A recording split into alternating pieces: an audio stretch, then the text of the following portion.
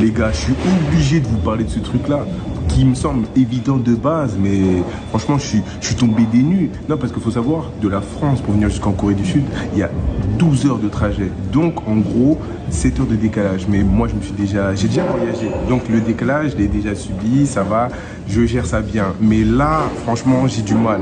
Je suis arrivé, j'ai passé ma journée tranquillement et je me suis endormi en moitié de journée, en fait. En début d'après-midi, je me suis endormi. Et en fait, faut pas faire ça.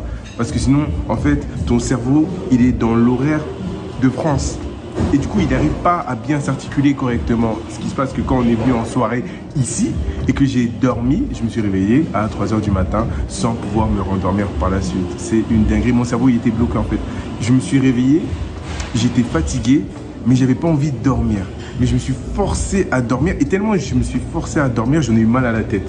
Ce qui fait qu'en fait, le matin, quand je me lève ici, et ben, en France, c'est début de soirée, même fin de soirée carrément.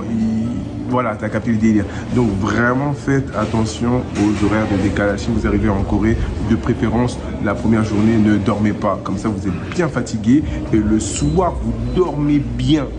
Faites pas comme moi. Moi, j'ai voulu, j'ai cédé à la fatigue, je me suis assoupi, j'ai dormi 2-3 heures et finalement, là, je suis en décalage horaire. C'est-à-dire que là, je te parle, regarde, t'es mal les poches sous les yeux. C'est une dinguerie.